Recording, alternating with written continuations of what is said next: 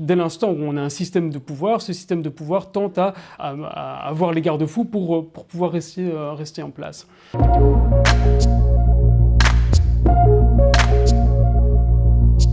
Ici, on va considérer que la démocratie s'inscrit dans un rapport entre majorité et opposition.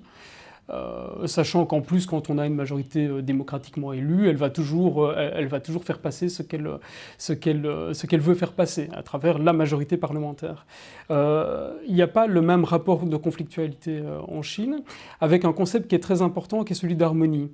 Et le concept d'harmonie vise en fait à faire remonter depuis la base jusqu'au parti communiste les différents problèmes qu'il y aurait et qu'il faudrait résoudre. Et en fait, dans un cas comme dans l'autre, et ça, je trouve ça assez intéressant, parce que finalement, pourquoi ce serait moins démocratique de fonctionner comme celui-là? On fait remonter de la base des choses qui vont, les choses qui ne vont pas. Finalement, on est aussi dans une forme de démos kratos, de pouvoir au peuple.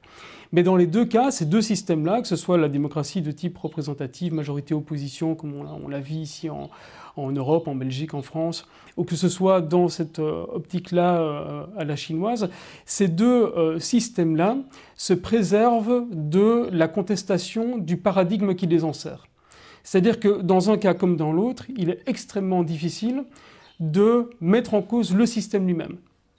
Donc quand on est majorité contre opposition, en fait, c'est une façon de dire tout peut être exprimé, une opposition qui... sauf qu'en fait, elle doit être exprimée dans le cadre même du système qui le permet.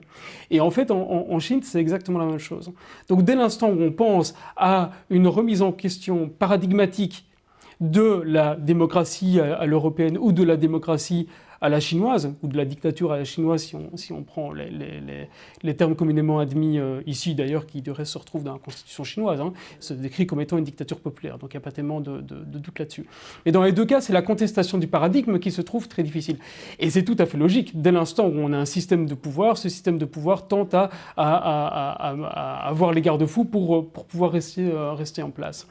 Mais ce rapport à la conflictualité d'un côté et à l'harmonie de l'autre est une conflictualité qui est en fait assez artificielle, puisque finalement, quand c'est majorité contre opposition, majorité l'emporte constamment. Et d'autre part, quand on a quand les problèmes sont censés être remontés depuis la base, il est très facile d'écouter ce qu'on a envie d'écouter et de ne pas écouter ce qu'on n'a pas envie d'écouter. Voilà, mais chacun des deux systèmes, à mon avis, présente une série d'avantages et une série d'inconvénients, sans que l'on doive résumer l'un et l'autre à des formes de caricature, comme à mon avis c'est le cas aujourd'hui.